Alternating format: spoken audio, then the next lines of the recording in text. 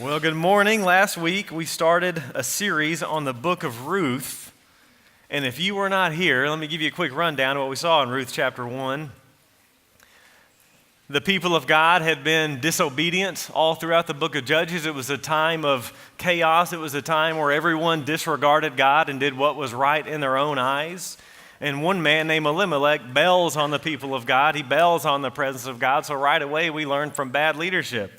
Don't follow in the footsteps of Elimelech. Don't make the mistake of prioritizing the provision of bread over the presence of God. He leads them away, and then his sons disobey the Lord, and they marry these Moabite women, these pagan women, and then Elimelech dies, and then both his sons die, and Naomi is left with nothing, or so she thought. But Ruth is committed to staying with her. She said, "Where you're going, I'm going. Your God is my God." We see the conversion of Ruth the Moabite. She turns from worshiping the false god Chemosh to worshiping the one true and living God, Yahweh. And she hears that God visits his people. Bethlehem, the house of bread, was empty. God restocks the house of bread, and so she returned, remember, and she changed her name to Bitter. She had a little frowny face on her name tag as she comes back to town. She knows God's in control, but because things have been hard, she wrongly interprets her trials to assume that God is against her. But little does she know what God is up to. And so we learn again, don't be like Naomi. Trust in the Lord. Instead, we ought to be like Ruth, who we saw gives of herself, leaves everything to care for her bitter mother-in-law. And this morning, we're going to see yet more of her virtue and of her trust in the Lord. And so let's turn to Ruth chapter 2. If you're using a pew Bible, it's page 208. 208, and if you don't have a pew Bible, feel free to take that one home with you. And let's read all of Ruth chapter 2. Now, Naomi had a relative of her husband's, a worthy man of the clan of Elimelech, whose name was Boaz. And Ruth the Moabite said to Naomi, "Let me go to the field and glean among the ears of grain after him in whose sight I shall find favor." And she said to her, "Go, my daughter." So she set out and went and gleaned in the field after the reapers. And she happened to come to the part of the field belonging to Boaz, who was of the clan of Elimelech. And behold, Boaz came from Bethlehem, and he said to the reapers, "The Lord be with you." And they answered, "The Lord bless you." And then Boaz said to his young man who was in charge of the reapers, "Whose young woman is this?" And the servant who was in charge of the reapers answered, "She is the young Moabite woman who came back with Naomi from the country of Moab. She said, 'Please let me glean and gather among the sheaves after the reapers.' So she came, and she has continued from early morning until now, except for a short rest." Then Boaz said to Ruth, "Now listen, my daughter. Do not go to glean in another field or leave this one, but keep close to my young women. Let your eyes be on the field that they are reaping and go after them. Have I not charged the young men not to touch you? And when you are thirsty, go to the vessels and drink what the young men have drawn." Then she fell on her face, bowing to the ground, and said to him, "Why have I found favor in your eyes, that you should take notice of me, since I'm a foreigner?" But Boaz answered her, "All that you have done for your mother-in-law since the death of your husband has been fully told to me, and how you left your father and mother in your native land and came to a people that you did not know before. The Lord repay you for what you have done, and a full reward be given you by the Lord, the God of Israel, under whose wings you have come to take refuge." Then she said, "I have found favor in your eyes, my Lord, for you have comforted me and spoken kindly to your servant, though I am not one of your servants." And at mealtime, Boaz said to her, "Come here and eat some bread and dip your morsel in the wine." So she sat beside the reapers, and he passed to her roasted grain. And she ate until she was satisfied, and she had some left over. When she rose to glean, Boaz instructed his young men, saying, "Let her glean even among the sheaves, and do not reproach her. And also pull out some of the bundles for her, and leave it for her to glean, and do not rebuke her." So she gleaned in the field until evening. Then she beat out what she had gleaned, and it was about an ephah of barley. And she took it up and went into the city. Her mother-in-law saw what she had gleaned, and she also brought out and gave her what food she had left over after being satisfied. And her mother-in-law said to her, "Where did you glean today? Where have you worked? Blessed be the man who took notice of you." So she told her mother-in-law with whom she had worked and said, "The man's name with whom I work today is Boaz." And Naomi said to her daughter-in-law, "May he be blessed by the Lord, whose kindness has not forsaken the living or the dead." Naomi also said to her, "The man is a close relative of ours, one of our redeemers." And Ruth the Moabite said, "Besides, he said to me, 'You shall keep close by my young men until they have finished all my harvest.'" And Naomi said to Ruth, her daughter-in-law, "It is good, my daughter, that you go out with his young women, lest in another field you be assaulted." So she kept close to the young women of Boaz, gleaning until the end of the barley and wheat harvest. And she lived with her mother-in-law. This is the word of the Lord. So just like last week there were 3 scenes, this morning we have 3 scenes as well. You have first Ruth and Naomi, and then scene 2, Ruth meets Boaz, and then scene 3, Ruth returning to Naomi. So 3 main characters here, and really the main point is nothing just happens for those who trust in the Lord. So let's look at first scene here, Ruth and Naomi in verses 1 to 3. Look again at Ruth chapter 2, verse 1. Now Naomi had a relative of her husband's, a worthy man of the clan of Elimelech, whose name was Boaz. So if we've been reading already, we're saying, wait a minute here. I thought Naomi was empty. She was not empty. She had a daughter-in-law who had left everything to be with her. Now we learn she had a relative named Boaz, a potential redeemer. Remember what happened? She was allowing her trials to skew her thinking God was against her. Again, when you wrongly think that God is against you as a child of God, we tend to over-exaggerate our hopelessness, and that's what she's doing. She has a relative. 2 key facts about him right here. Number 1, he's a relative. Number 2, he's a worthy man. And this phrase, worthy man, was often used in the Old Testament to speak of the mighty men of valor. Strong men, mighty men, valiant men, able men. Boaz is a man of character. He's a man of wealth. He's a man of dignity, strength, kindness. He's got a good reputation before the Lord. He's got a good reputation before the community. His name means strong, or maybe quick. Probably a track guy. Like Cody Bingham. I was talking with Cody. It's like, "So you pretty good in high school?" And he's like, "Yeah." Like, real good? "Yeah." Like state champion? "Yeah." Like more than 1 year state champion? "Yeah." Strong, quick, a man of standing noble character, a man who has strength, ability, courage, influence, integrity, success. He's worthy. Second fact, he's one of their relatives. Hold on to that now for just a little while. A little later, we're going to see why that is a game changer. But Naomi had forgot about Boaz. And Ruth is oblivious to him and oblivious to the whole deal. They're going to learn all about this later. But the ultimate author, God, wants us, the reader, to know this insider information. Boaz is going to be important in this story. Look at verse 2. And Ruth the Moabite said to Naomi, "Let me go to the field and glean among the ears of grain after him, in whose sight I shall find favor." And she said to her, "Go, my daughter." So she set out and went and gleaned in the field after the reapers. And she happened to come to the part of the field belonging to Boaz, who was of the clan of Elimelech. So here we have Ruth. She is an industrious gal. She has initiative, and so she decides to get to work. She doesn't hit up the single hot spots. She doesn't just sit back and pray for provision. She probably did pray for provision, but she prays and then she gets to work. I think that's important. The message of the Bible is not let go and let God. The message of the Bible is trust God and get going. And so she does. She rolls up her sleeves, she sets out, she gets to work, and through her work, the Lord was at work. She says, "Let me go, let me glean, let me find someone in whose sight I shall find favor." And there's that same word we've seen so many times, hesed. It's used 250 times in the Old Testament to speak of God's loving kindness, his mercy, his faithfulness. And so who would she experience the hesed of God through? Well, remember how chapter 1 ends. Look there at chapter 1, verse 22.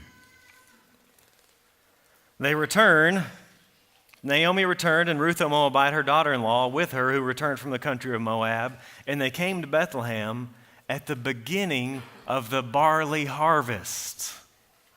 Extremely important timing. It was providential that they arrived back in town when they did. See, God had commanded landowners to leave some of the crop behind for the poor during the barley harvest. I love this. Listen to Leviticus chapter 19, verse 9. God commands, when you reap the harvest of your land, you shall not reap your field right up to its edge. Neither shall you gather the gleanings after your harvest, and you shall not strip your vineyard bare. Neither shall you gather the fallen grapes of your vineyard. You shall leave them for the poor and for the sojourner. I am the Lord your God. And a little bit later in Leviticus, he repeats himself in chapter 23 in case they missed it. When you reap the harvest of your land, you shall not reap your field right up to its edge, nor shall you gather the gleanings after your harvest. You shall leave them for the poor and for the sojourner. I am the Lord your God. God cares about the poor. We see it in Deuteronomy chapter 24, verse 19. When you reap your harvest in your field and forget a sheaf in the field, you shall not go back to get it. It shall be for the sojourner, the fatherless, and the widow, that the Lord your God may bless you in all the work of your hands. When you beat your olive trees, you shall not go over them again. It shall be for the sojourner, for the fatherless, and the widow. When you gather the grapes of your vineyard, you shall not strip it afterward. It shall be for the sojourner, for the fatherless, and the widow.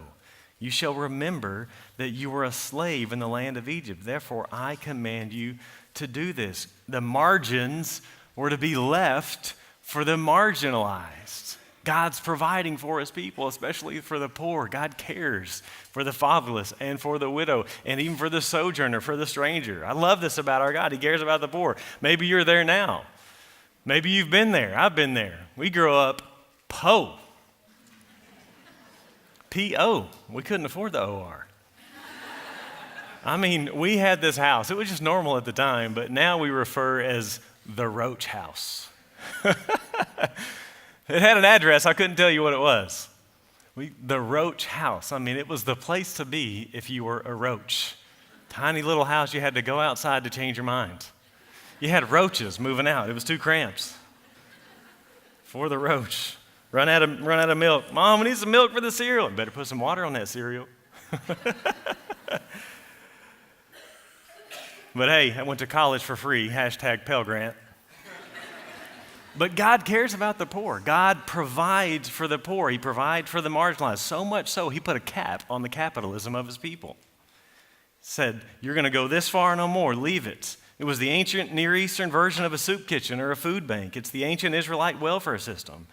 He cares about widows, and in that culture especially, widows had it hard. And so gleaning was a crucial way for them to make a living. And so Ruth heads out to glean because it was the time of the barley harvest. And notice what verse 3 said. She happened to come to Boaz's part of the field. Now, our English actually smooths it out a little bit. If you tried to translate it real woodenly, it sounds something like this.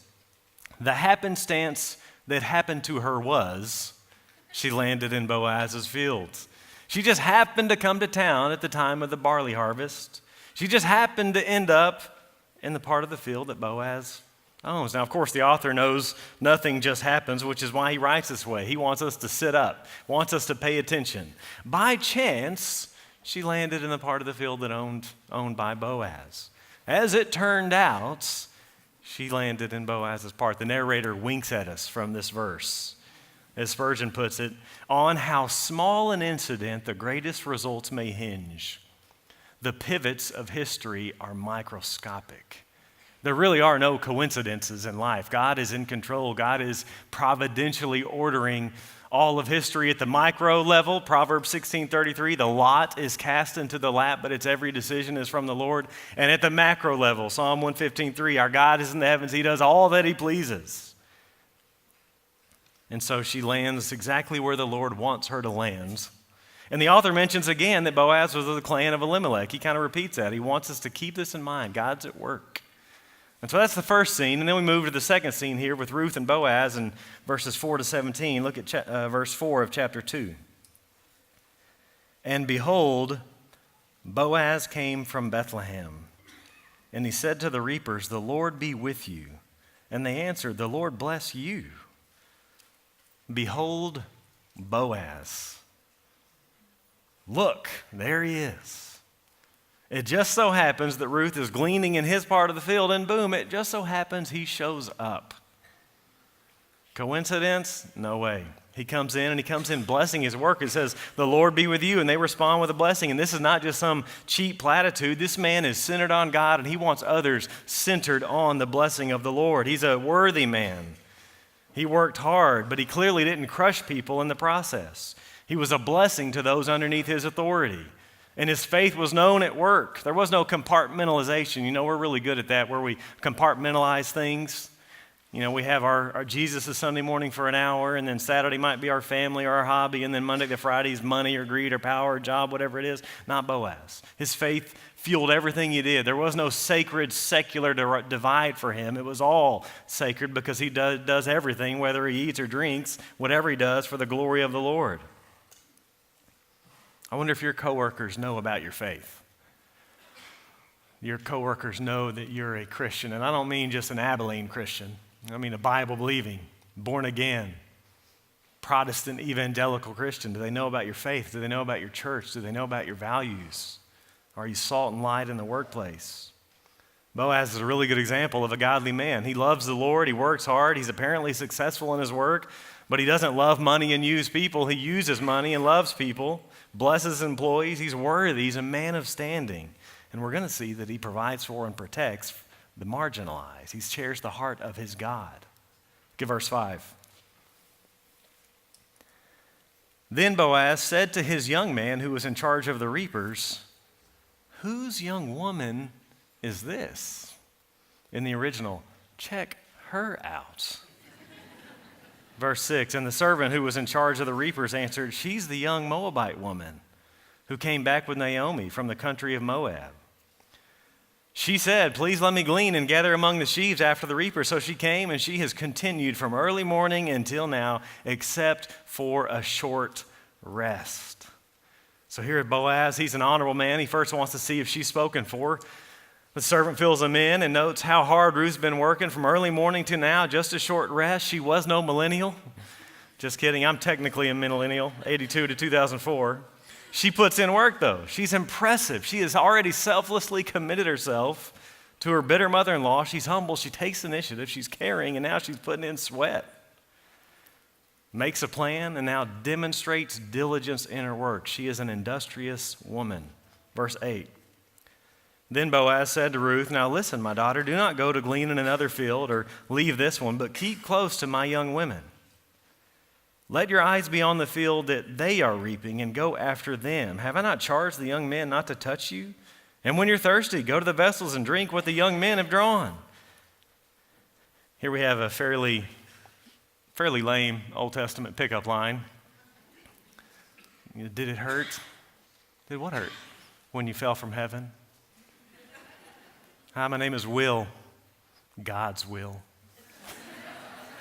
Hey, baby, I was reading Numbers last night. I realized I didn't have yours.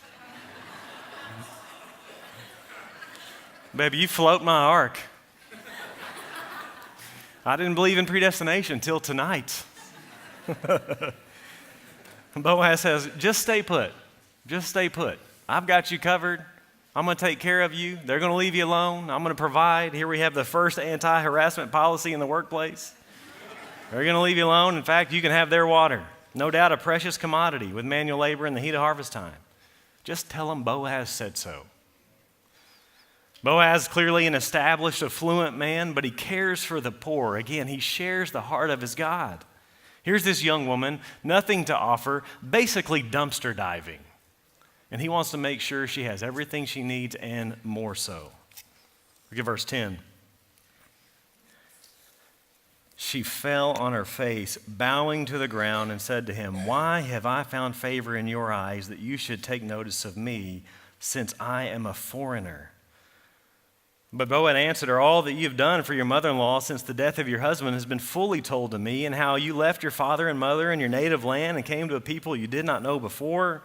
The Lord repay you for what you have done, and a full reward be given you by the Lord, the God of Israel, under whose wings you have come to take refuge. Then she said, I have found favor in your eyes, my Lord, for you have comforted me and spoken kindly to your servant, though I am not one of your servants. So Ruth is shocked. She's shocked and she is grateful. Why me? The chapter before we had Naomi with the why me of suffering, and now a day later we have the why me for abundant generosity. She knows she doesn't deserve this. She's a Moabite. She's an enemy of Israel. She's unclean. And again, remember, she doesn't know who Boaz is. She has no idea who he is or what the Lord is up to. But Boaz had heard about Ruth's character. Her track record has caught his eye. Heard about her integrity, about her faithful love, how she left it all behind for the sake of her mother-in-law. Boaz seems to be a little bit older, a bachelor, but notice he's looking for the right things. Noticing the right things, young men. Not merely is she hot, but is she holy? Charm is deceptive and beauty is fleeting. But a woman who fears the Lord is to be praised. He's heard about her character, her selflessness, her willingness to leave her land for the sake of God. She probably reminded him of the father of his faith, Abraham, who was called to go from your country and your kindred and your father's house to the land I will show you. And much like Abraham, that's what Ruth does. She leaves everything behind to follow the Lord. And so Boaz says, may the Lord repay you.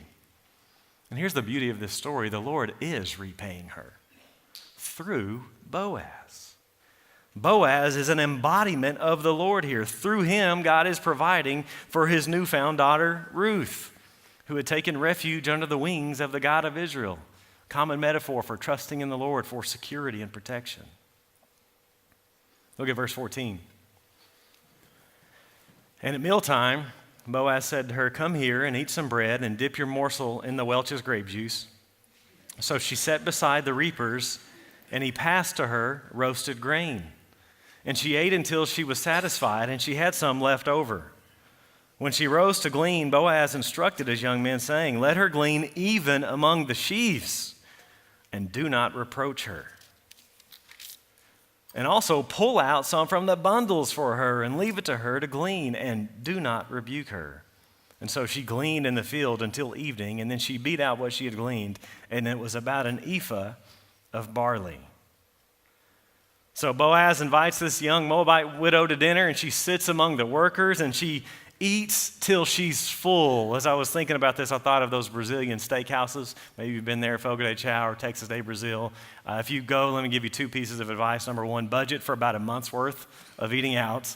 Number two, avoid the beautiful salad bar at all costs, because that's how they trick you. Because how it is you just get meat all night, really nice different types of meat. I can't remember if you put up a flag like ponchos or turn over a coin or something, but they just keep bringing you meat until you're actually absolutely just stuffed. And here we have Ruth eating her fill. She is done.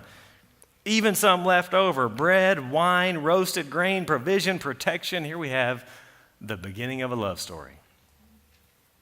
A romantic meal of roasted grain. And after dinner, she gets back to work. This time, Boaz opens up the floodgates, tells his men, let her glean even among the sheaves. Just like with the water, she's benefiting from their work, and he tells them, don't reproach her, you don't touch her, you don't talk to her. She's going to do whatever she wants. You're not going to say a word about it. You're going to make it easy, and so she gleans away. And at the end of the day, she ends up with an ephah of barley, around 5 gallons, 30, 40, 50 pounds here. Normally, they would have just got a few pounds, gleaners. But here she comes away with an ephah. 1 Samuel says that an ephah of grain could feed up to 50 fighting men. Then we turn to the third scene, Ruth returning to Naomi in verses 18 and following. And she took it up and went into the city.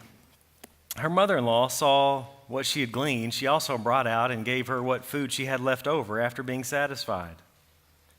And her mother-in-law said to her, where did you glean today, and where have you worked? Blessed be the man who took notice of you. So she told her mother-in-law with whom she had worked and said, the man's name with whom I worked today is Boaz. And Naomi said to her daughter-in-law, may he be blessed by the Lord, whose kindness has not forsaken the living or the dead. Naomi also said to her, the man is a close relative of ours, one of our redeemers. So she heads home with all that she has, had to be a strong woman, not only 30 pounds of barley, but here we have the first doggy bags left over from dinner. Today was a good day. Put yourself in Naomi's shoes. She's at home, she's bitter, probably scrolling through Facebook, smirking at the screen, and in comes Ruth, hands full. Naomi just fumbles over her words, these rapid-fire questions. Where'd you glean today? Where have you worked? Blessed be the man that took notice of you. And Ruth fills her in. And verse 19, I love the way the author waits till the very last word to reveal. Look again at verse 19. Her mother-in-law said to her, where did you glean today? Where have you worked? Blessed be the man who took notice of you. So she told her mother-in-law with whom she had worked and said, the man's name with whom I work today is Boaz. And then it all comes back to Naomi. She hasn't been thinking straight until now, and now she remembers the Lord has shown kindness. He hasn't forsaken me after all. And there's that word again, kindness, hesed. Naomi says, may the Lord bless him whose kindness has not forsaken the living or the dead. This is an answer to Naomi's prayer for her daughter-in-laws back in chapter 1. Flip over a page and look at chapter 1, verse 8.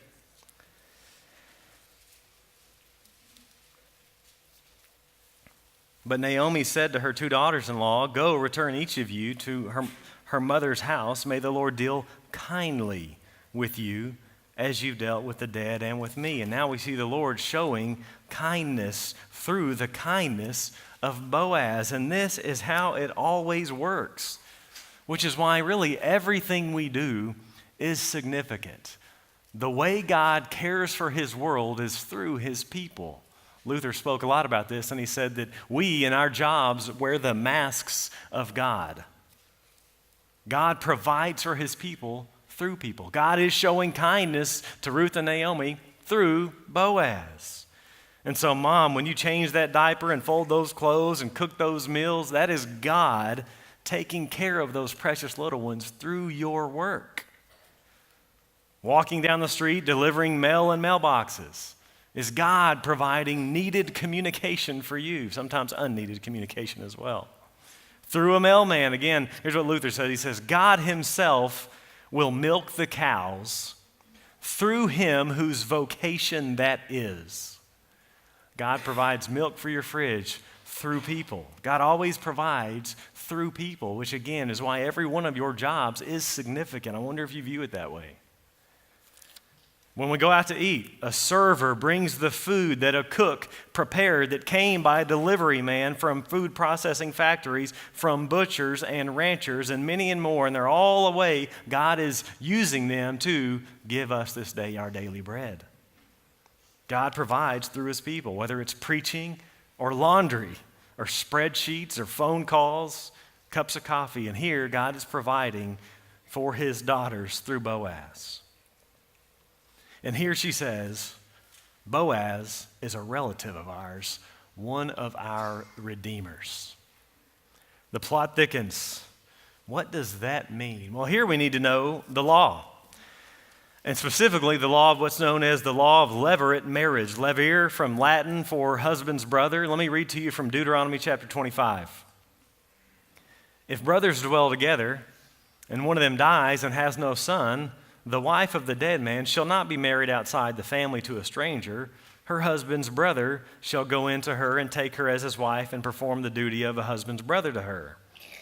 And the first son whom she bears shall succeed to the name of his dead brother, that his name may not be blotted out of Israel. It's the law of levirate marriage. Read about it in Genesis with Onan.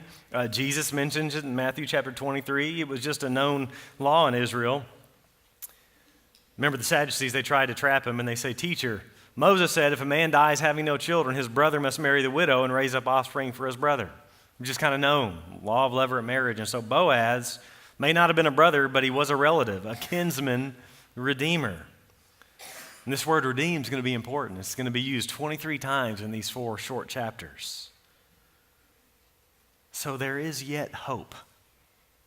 Maybe Boaz can redeem them. You landed in his field. He's a relative. But in order to redeem, a man needed really 3 things. He needed to have the right, needed to have the resources, and needed to have the resolve. And so will that be him? Well, time will tell. Ruth didn't know it. Ruth wasn't raised in the church. She didn't know the law. She's a Moabite, so she doesn't understand the significance of all this. Ruth's just seeing right in front of her. She's providing bread. Naomi's looking down the road. Ruth saw barley. Naomi sees a bride. Ruth sees bread. Naomi's looking at wedding cake. Ruth just sees grain. Naomi's thinking grandkids. The great reversal is beginning. This pagan widow left all to help her bitter mother-in-law. She came empty. Now she's full.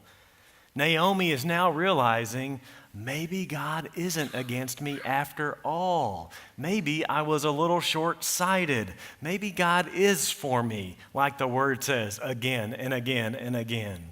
Maybe I should change my name back to sweet, pleasant, no longer bitter. Back to Naomi, no longer Mara. Circumstances are different now. They turn from dismal to delightful. And just be encouraged, friends. Think how much can change in one day. What kindness of the Lord to the living and to the dead.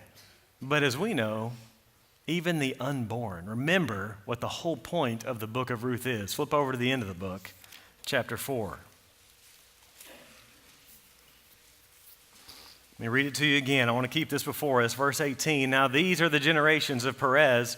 Perez fathered Hezron. Hezron fathered Ram. Ram fathered Amminadab. And Amminadab fathered Nahshon. And Nahshon fathered Salmon. And Salmon fathered Boaz. And Boaz fathered Obed. Obed fathered Jesse. And Jesse fathered David.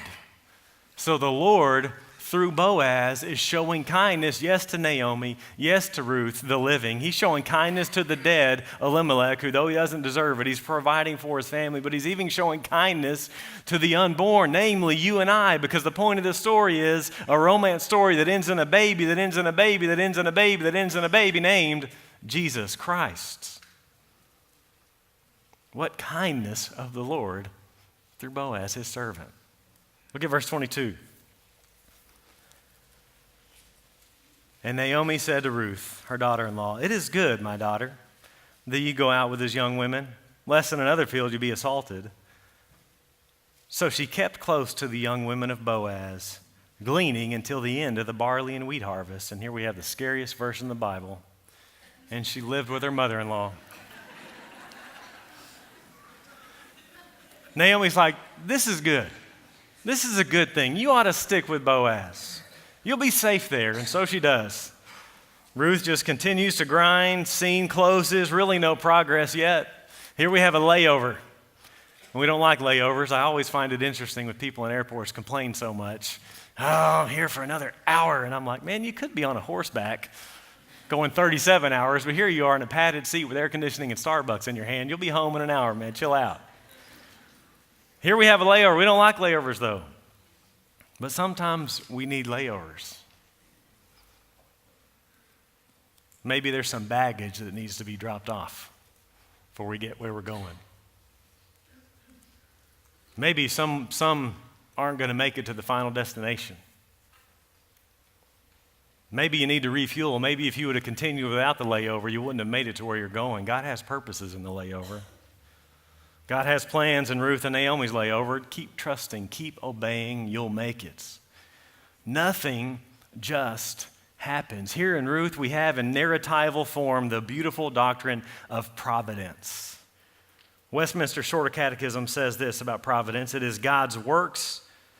God's works of providence are his most holy, wise, and powerful preserving and governing all his creatures and all their actions. That's what we see in Ruth. New Testament version, Ephesians chapter 1, verse 11. In him we've obtained an inheritance, having been predestined according to the purpose of him who works all things according to the counsel of his will. He works all things according to the counsel of his will. And so God is at work providentially arranging the details of our lives to accomplish his good purposes for his glory and for our good. Nothing just happens. God is at work. He's at work through our decisions, even the bad ones. Elimelech leaves Bethlehem to go to Moab. That was bad leadership. He should have stayed with the people and presence of God, but God works through it. How encouraging that your failures are not final, that your dumb decisions aren't determinative for your destiny. He's on the throne and he works through good and bad decisions. Ruth decides to set out and go to work. Again, God's at work through her work. God is at work through our trials, as we see with Naomi. Remember Cooper's hymn from last week? God moves in a mysterious way, and so we're counseled, judge not the Lord by feeble sense, but trust him for his grace. Behind a frowning providence, he hides a smiling face. His purposes will ripen fast, unfolding every hour. The bud may have a bitter taste, but sweet will be the flower. We may not understand everything he's doing. Sometimes in his kindness we see later. Sometimes we don't, and we're still called to trust him. But sometimes he shows us what he was doing. As the Puritan John Flavel put it, providence is much like a Hebrew word. It has to be read backwards.